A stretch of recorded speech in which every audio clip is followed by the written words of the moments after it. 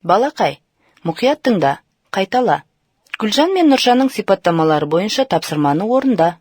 Анам үстелге кәмпит, тоқаш қойып жатыр. Дұрыс.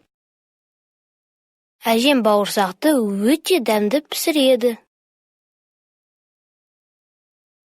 Әрине, сен тапқырсың. Атам базардан бір қап ұн сатып әкелді. Дәл таптың, керемет. Әкем бізге балмұздақ сатып алып берді. Дұрыс. Ағам дүкеннен нан, сармай сатып алды.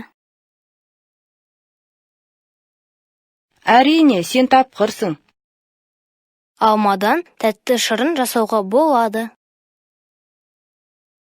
Дәл таптың, керемет. Ұннан тәтті нан, торт пісіреді. Дұрыс. Мен қымыз ішкенді жақсы көремін. Әрине, сен тапқырсың. Түнгі ұйқыға жатар алдында бір стақан сүт ішкен пайдалы. Дәл таптың, керемет. Менің досым қаймақты өте жақсы көреді.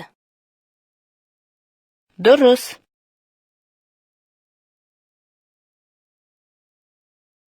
Сен білімді де, ақылды бала екеніңді дәлелдедің.